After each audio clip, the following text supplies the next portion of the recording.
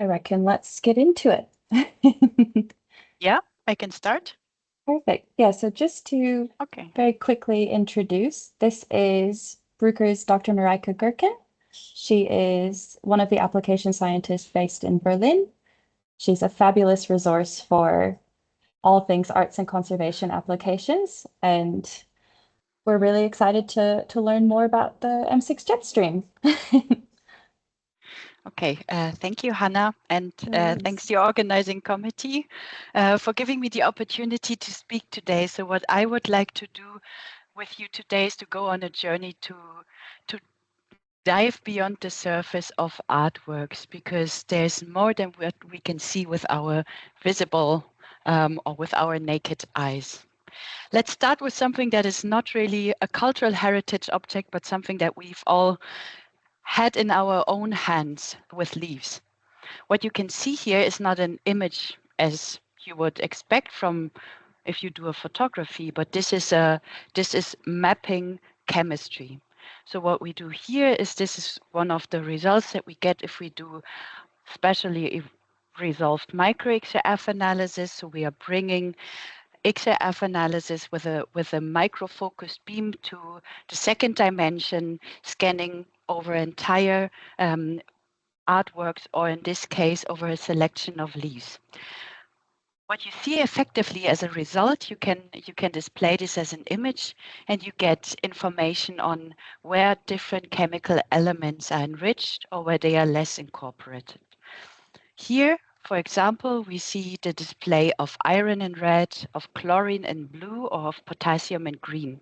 And if you pay attention, for example, to the fern here in the upper part, what you see is that basically over the year, the fern incorporates more potassium or more chlorine, adaptive to his needs. As human beings, we can access information the best, from my perspective, with looking with our own eyes, because here we have an advanced way of understanding things beyond numbers. If we apply this to our heritage, it doesn't necessarily need to be artworks, but this can also be, as in this case, from China, fossils. What we aim for with scanning entire objects is to get a holistic image, not only of a certain point, not only of a certain chemistry in a certain area, but of the entire artwork. Because from this, as in this fossil, we can learn a lot if we study not only the fossilized bones, but also the surrounding stones. Applying this to our cultural heritage, here in a case study on a manuscript sheet from probably around 1600 Spain, is by applying elemental analysis as an imaging technique, we get a far better understanding about what inks have been used. In this case, this is an iron gall ink, the most common historical ink, as well as different pigments that allow us sometimes to track back the origin of a piece or even trading routes. Beyond the surface gets especially significant, or looking beyond the surface gets especially significant if we are interested in studying complex artworks and paintings, as most of you will be familiar with, is one of the most complex in terms of mixtures of different materials, in terms of having a layer structure. So looking at in this case, a painting by Vermeer from Dresden, The Girl with a Letter. If you look on the photography, you see, let's say, a quite homogeneous background behind the girl. At a certain point, the museum that this painting belongs to wanted to conserve this painting, so do a large restoration campaign. And in advance to this, this painting was scanned with our M6 jet stream, so with a micro-XRF scanning device. And if you take a very close look here to the background, you see there is a figure that appeared in the LED distribution, LED L distribution, giving us information on subsurface layers. taking a bit more information into this, if you move to the next image here, you can see an elemental distribution that also includes cobalt and the mercury distribution, giving us an indication that this is more than a mere sketch, that there is something painted below. And if we compare this to other works of art, by Vermeer, because we know that he used the same motifs again and again, as he had this in his own collection, we see a quite similar figure in a painted painting in a young woman standing at the virginal. So what has happened here, and what what resulted this finding in? So during the conservation treatment, and there's a very nice documentation that you can find on YouTube, the conservators at the Alte Meistergalerie in Dresden removed the covering paint from the white wall. Why? Because it was not original. It was painted over at a later state, because aesthetic,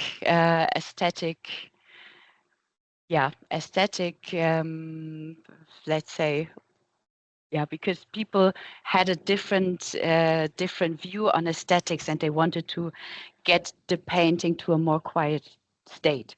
So the non-original overpaint was removed, and you can now again see this painting in the gallery with the little Cupid entirely painted in the background.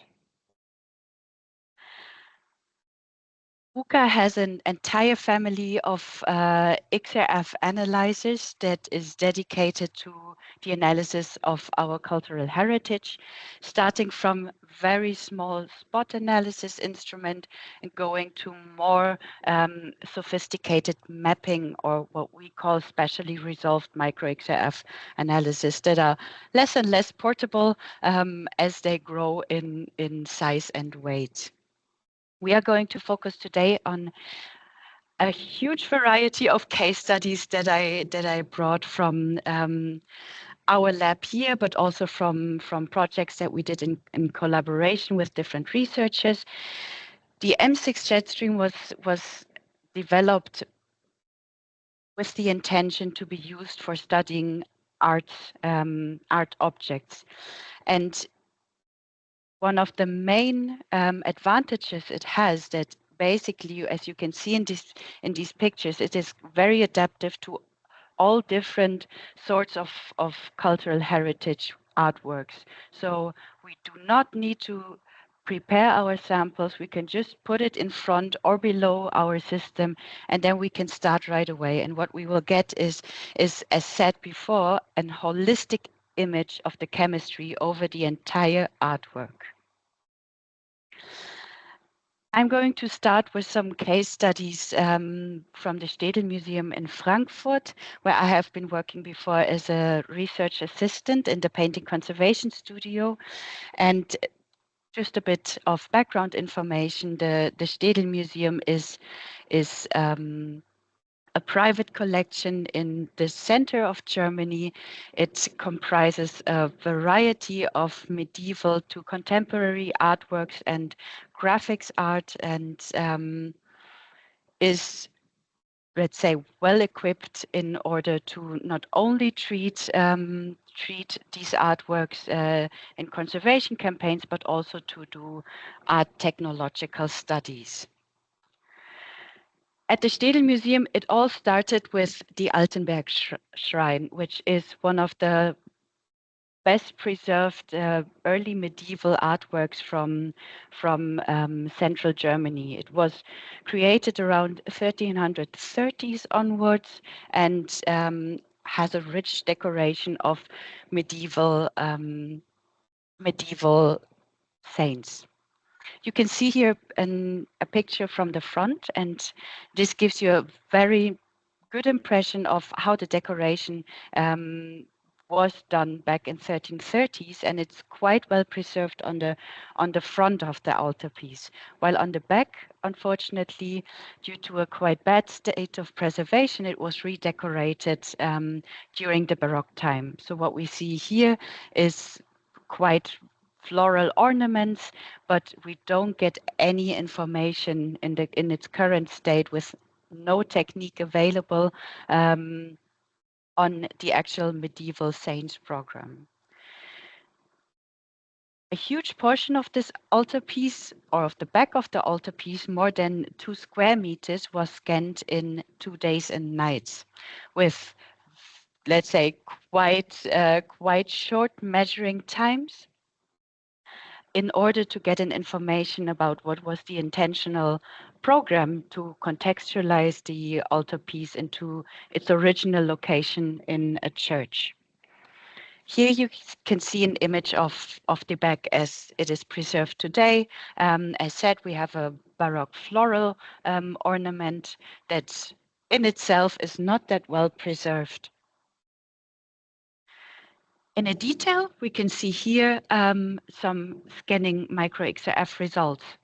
And this is only a 40-minute scan. So you see the resolution is not as good as we can tweak it, but nevertheless, we get an impression about the saint that is depicted there. So we see in the distribution of the different elemental mappings, so displayed here are zinc and copper that are enriched in the background, as well as arsenic that we can see in the figurine itself. We get an impression that this has to be a saint that is holding a little tower, and this can only be the Holy Barbara. So back to our entire surface, if we now depict all of the results on this, and you can see it's about half of the backside of the altarpiece, we get a quite well impression of how this was initially decorated, also allowing us to get more information on the purpose that this altarpiece had, because you can see in the center depicted is Saint Christophorus, who is the saint of pilgrimage. So the altarpiece, as it was located originally in a church in the Rhine area, and here it must have been a church that was on the way, or one of the stations that you would stop to if you would do your pilgrimage, and then you could make devotion to Saint Christophorus. So we get information not only on the chemistry, but we also get information on history, not only on art history, but also on the intention that artworks were dedicated to. And this is for me one of the beauties, because as we saw before in this case, we get quite easily accessible a wealth of information in short time. So I brought a second study from my time as a research assistant at the Städel Museum that we conducted on very early still lifes, beginning of 17th century, from again the Frankfurt area. This painter, Georg Flegel, is one of the first still life painters that depicted table still lifes with depicting fruits and food. We did a study on 5 paintings by the artist that, as you can see on the left-hand side, were created throughout his working life. So we have a quite early one from the 1600s, or we have 2 early ones from the 1600s. One of them is the lower one is a copy of a potential original from him. That is the one depicted here in the upper part. And then we have later ones. What we were aiming for was, first of all, to document the technology, because the goal of the analysis initially was to get an information on how the paintings have been created for the collection catalog on German paintings from the 1550s to 1725. But during our studies, we saw a lot of differences, and we saw how the artist evolves in the techniques that he's using. So we also published a paper on his working behavior and what we can derive from the micro-XRF scanning results. Starting with the first layer that is applied on these wooden panels. So all of them are wooden panels. The wood changes a bit, but eventually the techniques are quite similar. But what we can see if we're looking at the first preparatory layer, which is the priming layer, is that in his early work, very closely to what we see in broader our technological trends, is that he's using a calcium-based priming mixed with a water-soluble binding agent. And this continues also as a first priming layer in the 1630s, but when he evolves, as does the technologies that were being utilized in the beginning of the 17th century, in his very late paintings from the 1630s, we eventually start, or he eventually started using oil-based primings, where he uses lead white or also iron oxides in order to create colored grounds, and then painting from this, because historically or beforehand, you had to modify your white calcium carbonate or calcium sulfate priming in order to get, let's say, a medium coloring before you start painting. This makes painting a lot easier. So this is also the reason why for his early work, we can see that he applies a secondary layer, which we call an imprimatura, which has two functions. As said before, it gives, let's say, an average color to the entire to be painted surface, to make it easier to apply paint above. It also serves the purpose to isolate the water-based priming, because this is otherwise sucking all of the oil binding agent that is applied on top when you start painting into its structure. So here in his early work, he still has to modify, while we see already in the 1630s, there has to be a change, because the second applied priming, and you can see the lead distribution below here, and this very broad streaky structure that ranges across the entire surface is containing lead, and a lead you would never apply with a water-soluble agent at this for still life painting from the 17th century Germany. So what he does here is he still has to isolate his water-soluble priming, but he applies a second ground layer. For his later work, he doesn't have he doesn't need to apply a further layer, because it's already isolated. He can start painting right away.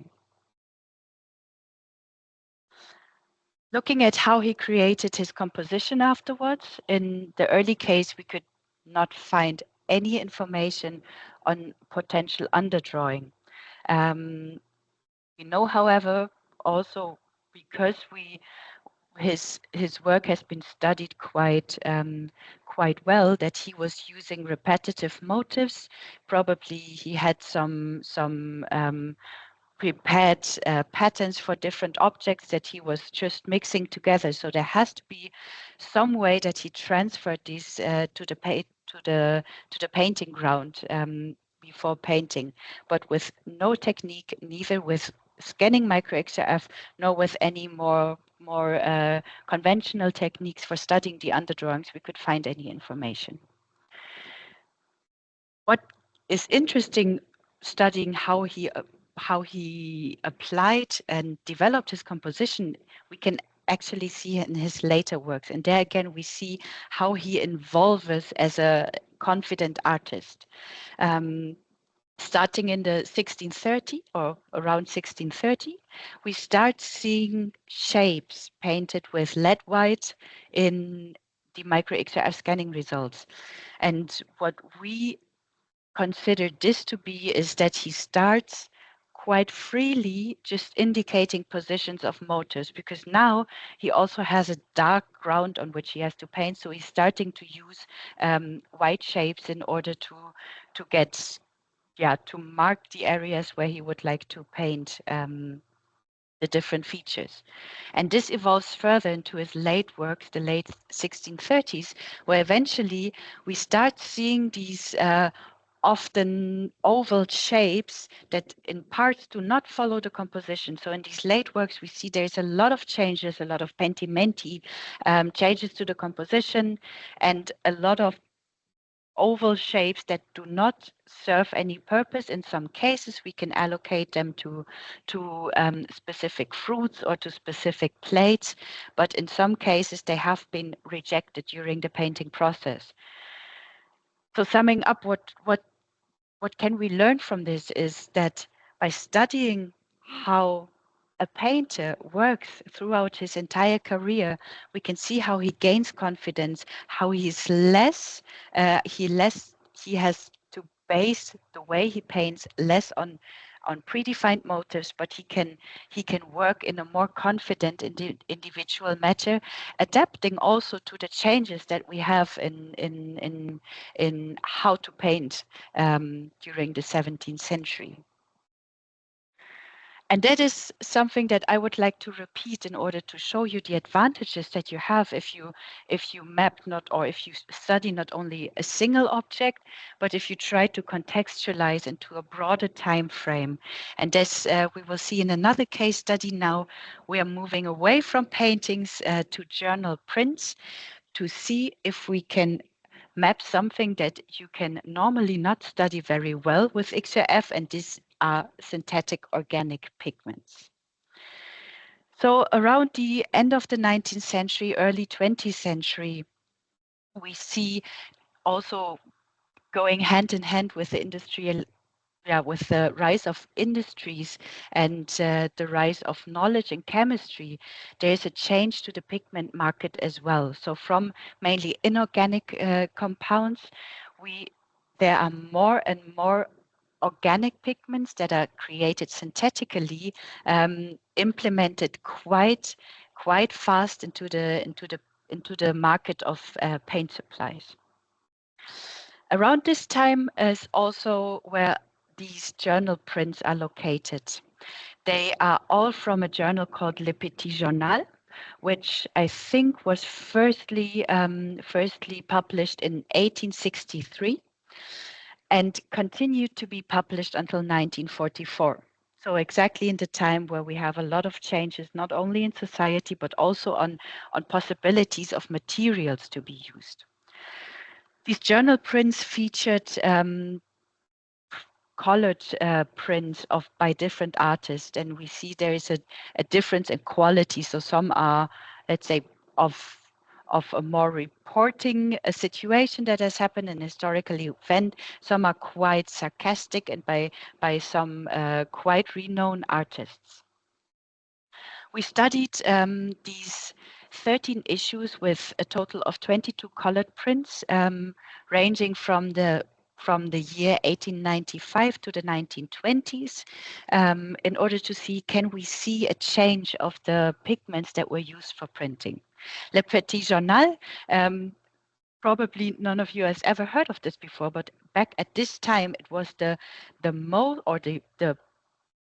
one journal that has the largest numbers of copies. So at a certain point in 1895, it had a circulation of over 2 million copies, which is a huge number at this time. So again, and I'm going to show 3 examples that you will find highlighted here. We see 3 different prints, all from the front side of the journal, and we see the main colorants for all, one from 1895 and then going up to the 1920s. Which is very interesting is that the printing system that was used follows a quite simple color system, similar to today's CYMK that we are still using. So we have one yellow, one red, one blue, and one black for creating this color image. They are printed in an additive printing process, so that in the end you will also get the impression of having brown colors or different shades of green or blue or red or yellow. In all cases, we see that lead chromate was used as a yellow pigment, which is interesting and shows us that these journals were not intended to survive over centuries, because lead chromate is quite, let's say, not such a stable pigment. It is heavily affected by environmental residues, or by acidic environments, which we usually find in the type of paper that was used for printing the journals. The red is especially of interest because in the early versions we see that there is vermilion, a mercury sulfide used, often mixed with significant amounts of barium sulfide, but only until the end of the 19th century. So here, from at least 1909 onwards, we can see, or we cannot identify any red colorant. We still see the barium sulfate in red areas, but we cannot find any inorganic compound, which makes us believe that potentially there was a far cheaper synthetic organic pigment used, because mercury sulfide used for 2 million copies is rather expensive. The blue remains the same. So here we have a Prussian blue that you can see in the iron distribution throughout the ages. And the black we don't get information on with XRF in an open beam system. So mapping this, what we can see is basically what I said before, that we see at a certain point a substitution of the more expensive red pigment in order to get probably the pricing cheaper. And we also see something that I could not grasp so far. So in the time of the First World War, we see that the red always contains also zinc. So maybe there was a second red pigment, second organic red pigment used. What is interesting is that though these are not artworks per se, but the pigments that were used for the colored prints, is very similar to inks that were used in the UK, and also especially art prints from the US from similar times. We are not limited though to, let's say, more or less flat objects, but what we can also do is we can scan highly topographic samples. And for this, we developed a patented system that we call the Aperture Management System, or in short, AMS, which allows us to scan over three-dimensional or highly topographic artworks. All of this is implemented into our M6 Jetstream with our dual detector systems, because here we get, from having a single detector system, per detector an improvement of 1.7 in intensity. Also implemented is the so-called high throughput technology, where we can have the possibility to process more counts. And this we need especially because if you are not in focus in all of the areas, you will lack intensity. So looking with a single detector system to this painted wooden sculpture, what we can see is basically the detector is detecting signals from the right-hand side, so from this side. So if we have a single detector system, we will see these shading effects on the left-hand side, because from there we cannot detect any signals as they are being attenuated by the sculpture itself. Looking from both sides, it's a bit like a flashlight. We're illuminating from both directions. We also get elemental information. You can see that especially here in the face, where we have some fragments of lead white and vermilion that were invisible to us before. We can detect elemental information from over the entire surface. Now, as said before, we still have, when we are going to, or when we are measuring sculptures or any 3D object, what we face if we do scanning micro-XRF is that the lens that we are using has a divergency. So in areas where we are beyond our focal plane, and in the case of this figurine that I showed before, we have a deviation of 5 centimeters, we will lose our focusing because of the lens or because of the beam divergence, everything will be more blurry. So in areas further away, we have a different spot size effectively. Now, the AMS is as said, it's a patented feature. Basically, you can consider it to be a bit like an aperture in photography to increase the depth of field.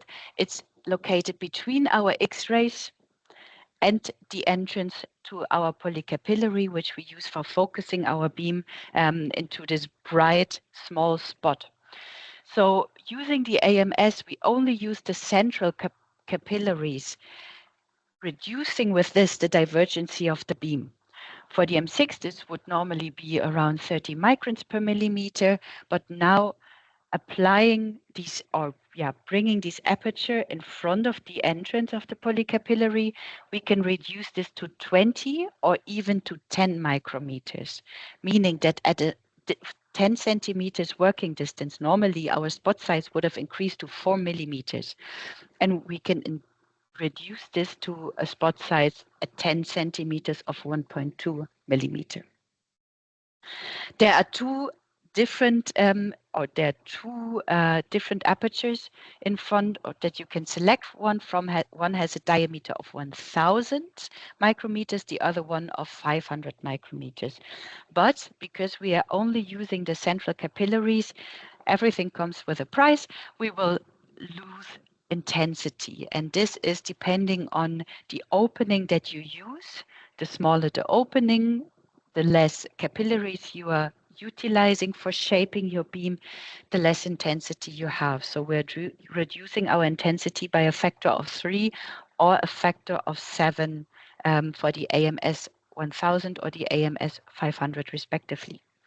This is the reason why we are only having this feature implemented into our double detector M6 systems, because otherwise you would not detect, let's say, a feasible amount of counts.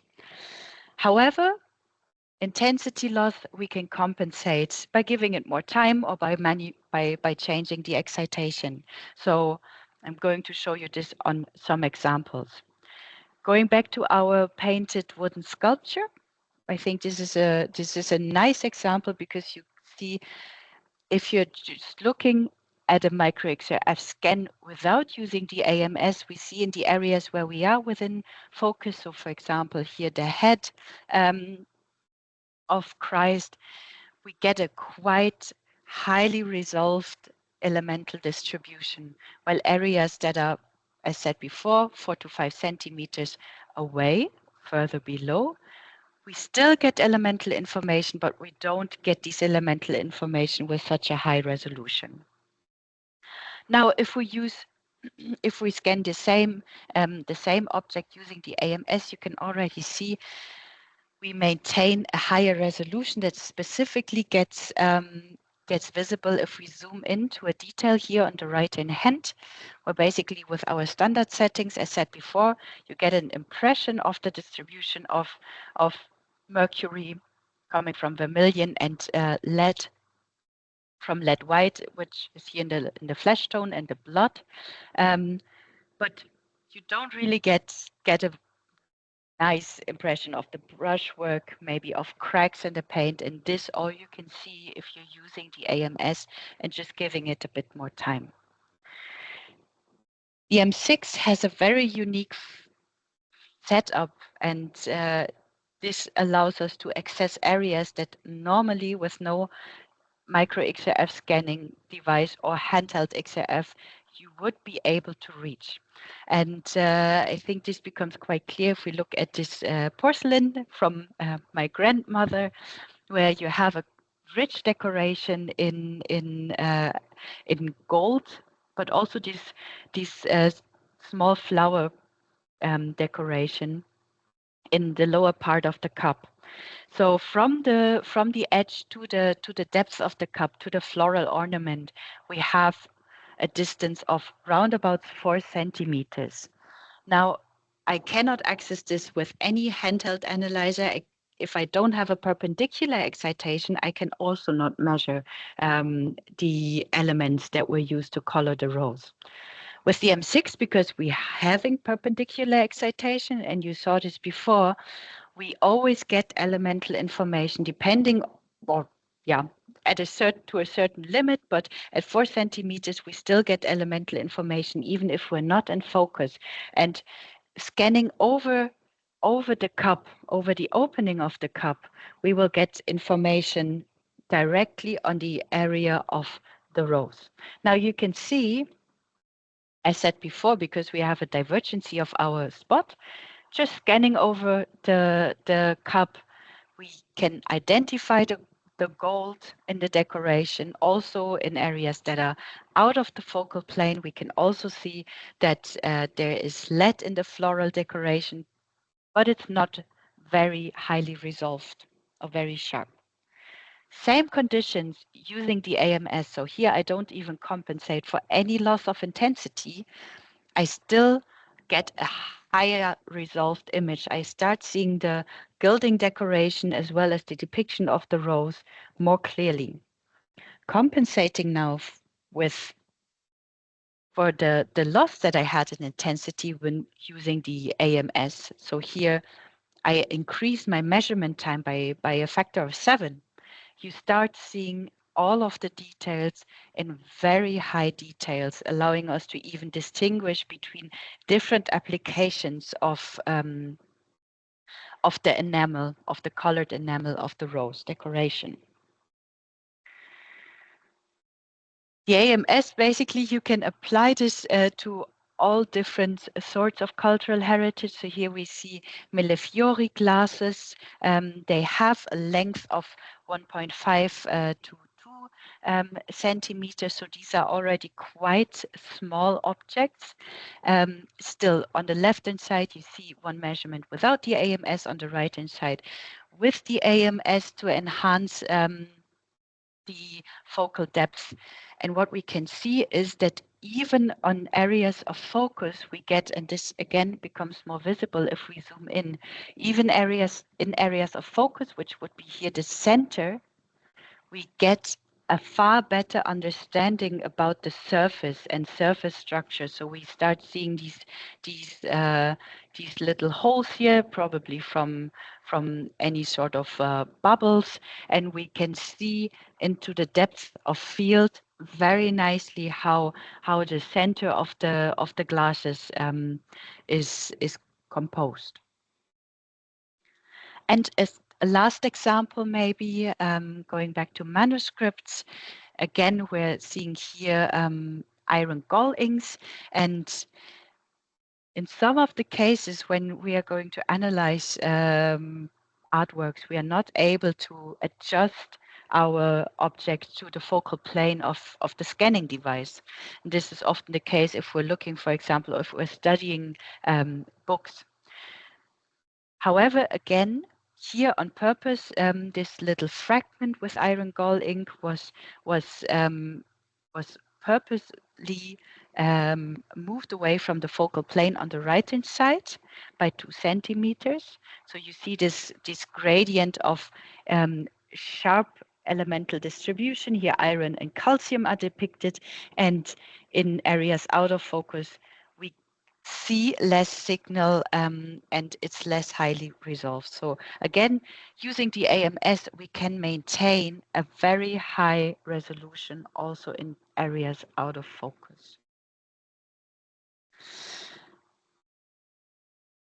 Artworks are, let's say, one of the reasons why we need to be very adaptive with the analytical techniques that we are using in heritage and conservation science is that that artworks are very complex objects. So ranging from the way they are being constructed, the way we can approach them in a measurement, to what are the questions?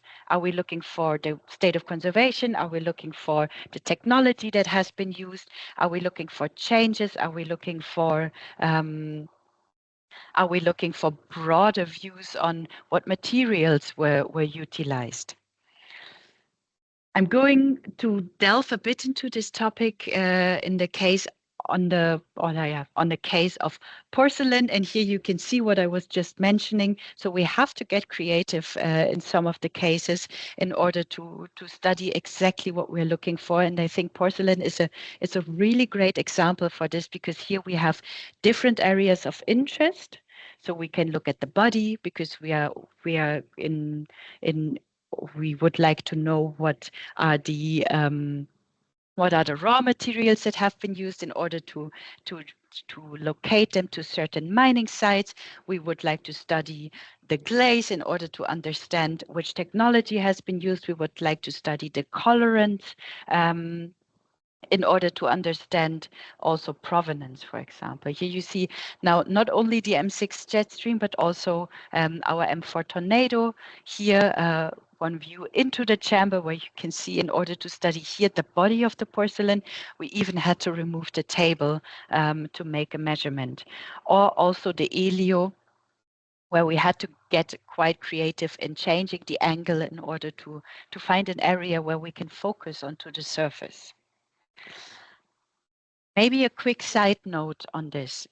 Not in all of the cases we are in need of doing scanning XRF. In some cases, we can also stick to quite easy point analysis. And here you can see 30-second measurements of cobalt blue decorations of a Chinese porcelain plate versus a porcelain plate here from Meissen, which is the first European production of porcelain since 1710.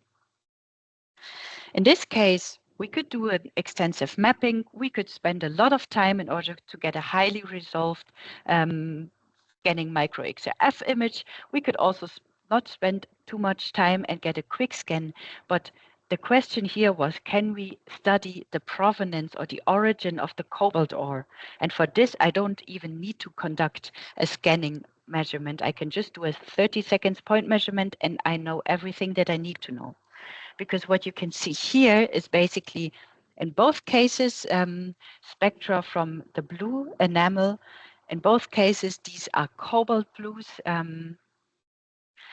But what is of more of interest is the accompanying trace elements. So in the left-hand piece, in the Meissen porcelain plate, we see nickel and arsenic as accompanying elements, which clearly indicate that the cobalt ore that was used here was from the Ore Mountains in Germany, which are, by the way, very closely located to Meissen.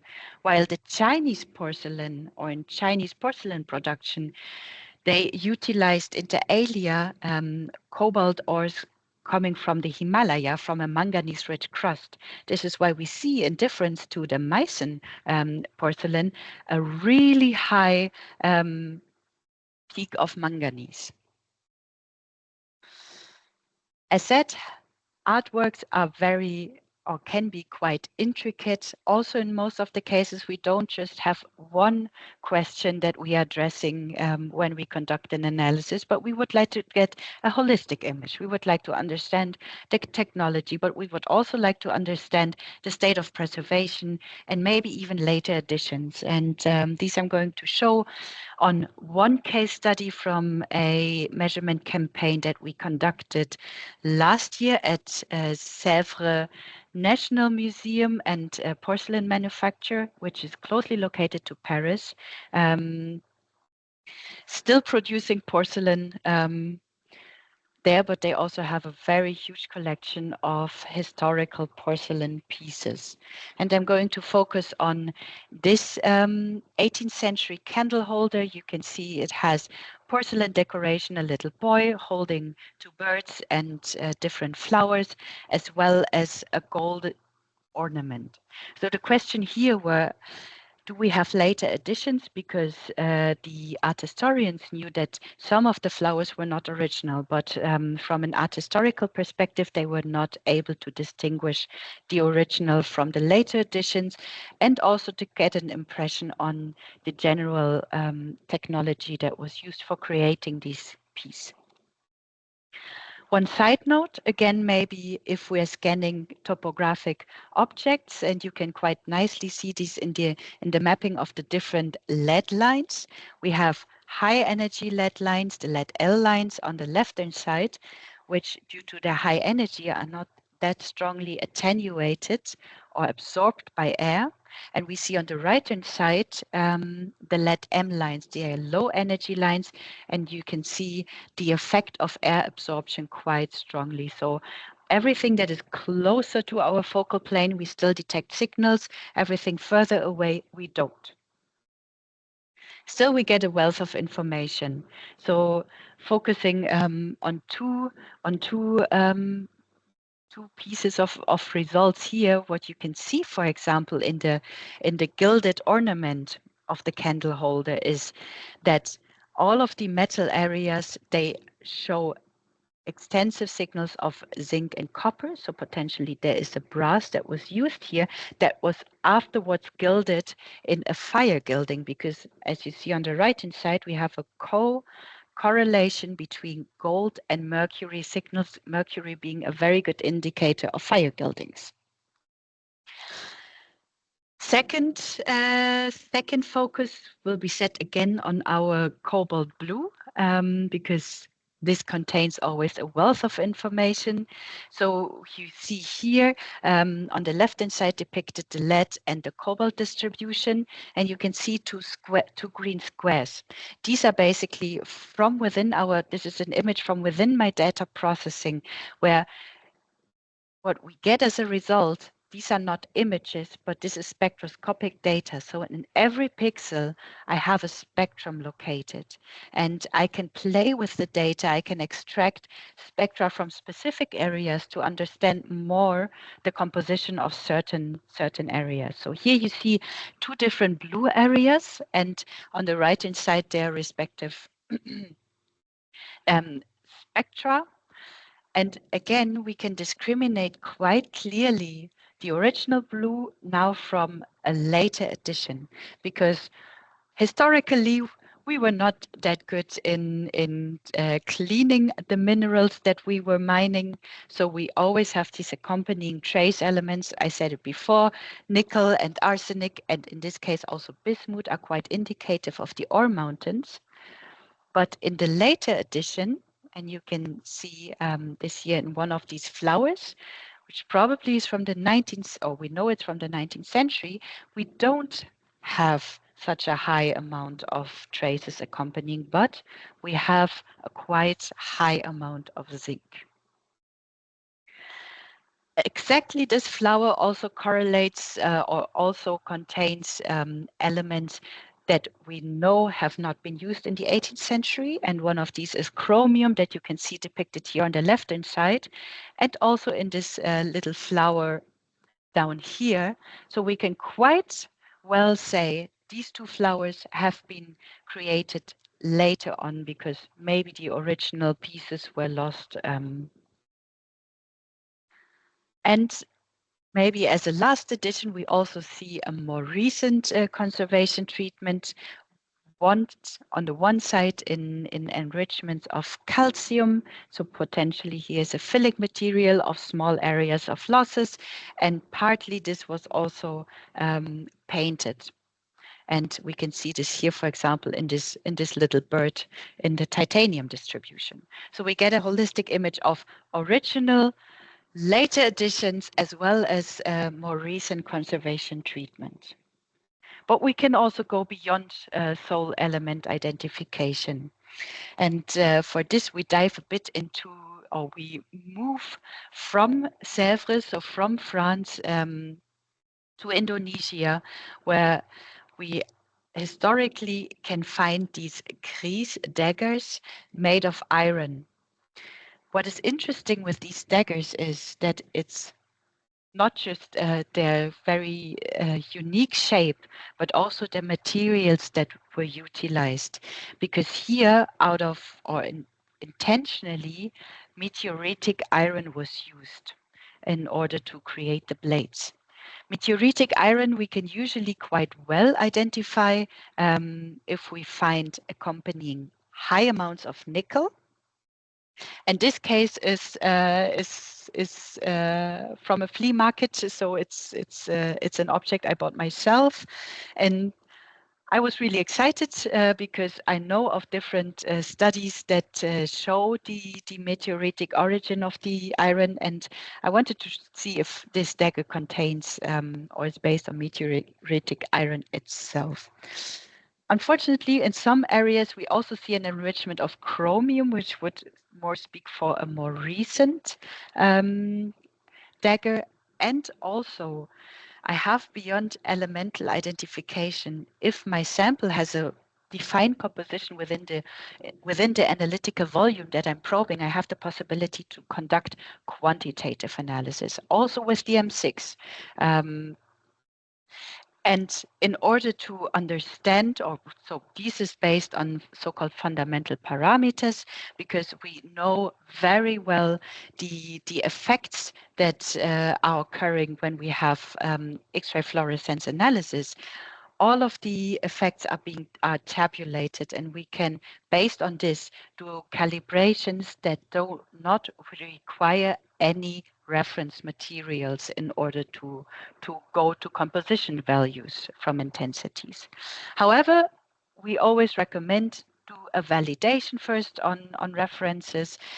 This also allows you to tune and tweak the elemental results, and giving you the opportunity, again, without the necessity of doing any sampling on the surface, to be very sure that the results that you get are accurate. So this you can see here. On the lower part, you see this is a set of steel reference samples that I have measured in advance to conducting quantitative analysis on my dagger.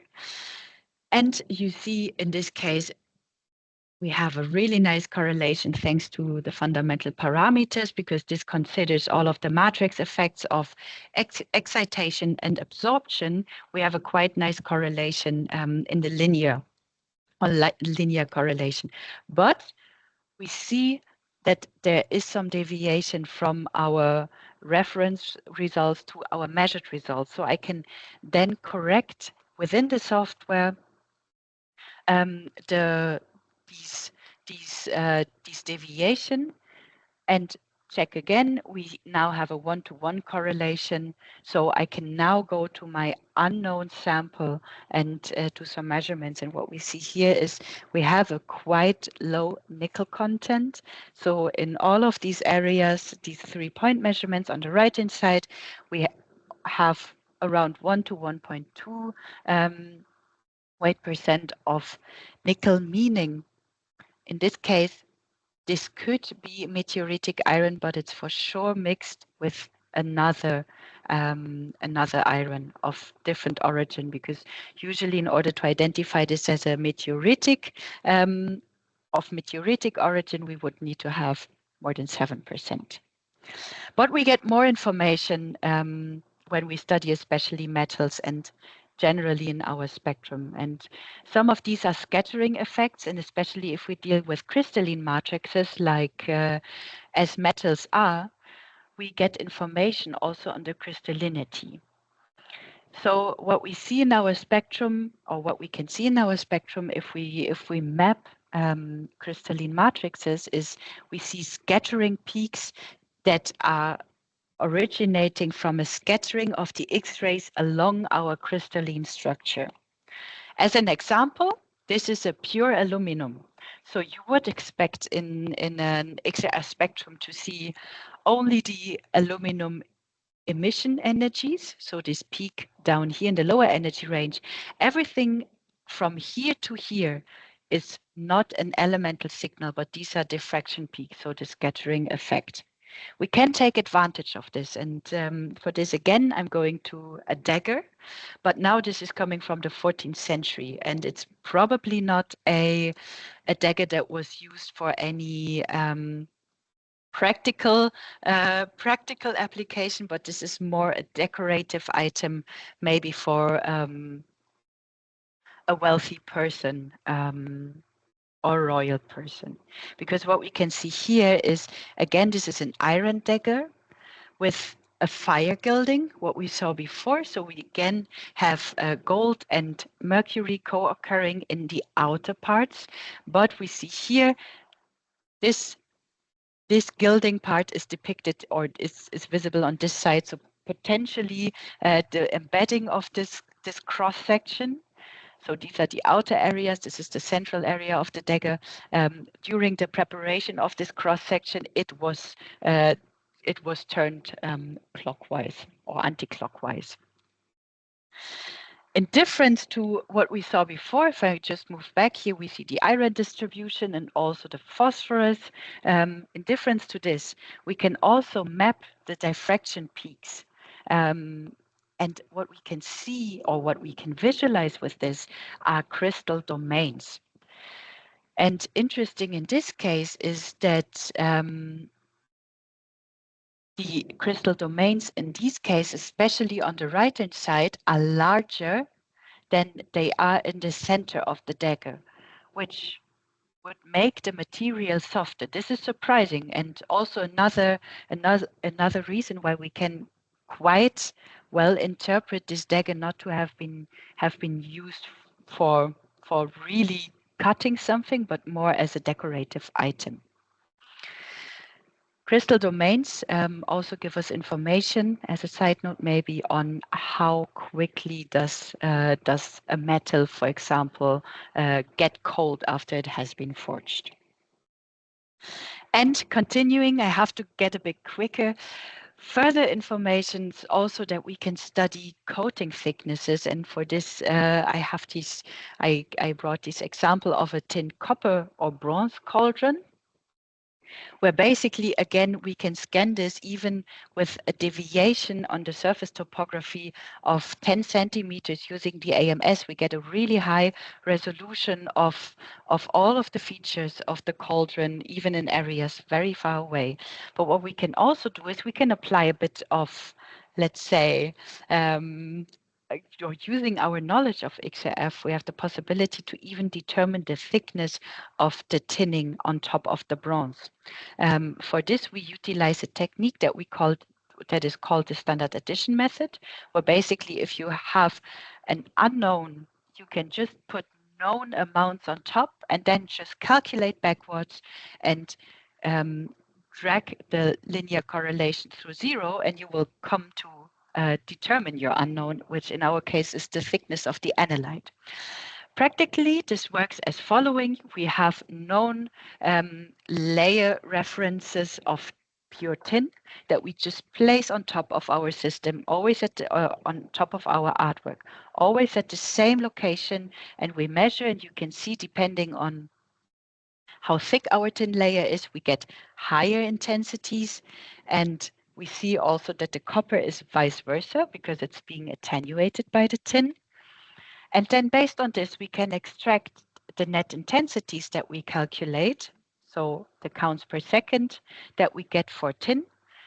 And as said, we can plot here our net intensity versus our known layer thickness, our unknown, so our tinning without any added reference. We locate here at x0, we just drag the curve into the negative and we can determine a layer thickness of 3.17 micrometers. So there's a lot, as you can see, that is beyond the surface. And maybe as my last examples, very quickly, I would like to show two cases of photography. Now, these are scans that were conducted with our M4 Tornado, so our enclosed chamber system, where we can, using elemental distribution images, recover images that are thought to have been lost. In the first case, we can see here a daguerreotype. In the second case, we can see a silver photography where in all of the areas where we have an enrichment of halides, we have damage in the visible image. So we cannot really see the boy's face anymore, but using micro-XRF, we have the possibility to recover what is thought to have been lost. And with this, I would like to conclude. So the purpose of a museum, as you are probably very well familiar with, is to preserve do research and to educate on our cultural heritage. And from my perspective, scanning micro-XRF allows us in all of these cases to do this. We can retrieve information that has been lost. We can visualize features that were thought are not visible anymore. We can understand technologies. We can also understand states of preservation, history of objects, but we can also use these results to educate society, to make them understand about trading routes, for example, about technologies that were available also already centuries ago. And with this, I would like to conclude my presentation. Thank you very much. Thank you, Mareike. That was awesome. Yeah. Yeah, thank you. That was great. Yeah, Perfect. you're welcome. Awesome. Well, yeah, thank you so much for doing that. And hopefully it was insightful for everyone. And yeah, with that, we can conclude the recording. And for anyone who was unable to attend, I'll be able to pass that along. Thanks, Mareike. Thanks for waking up nice and early.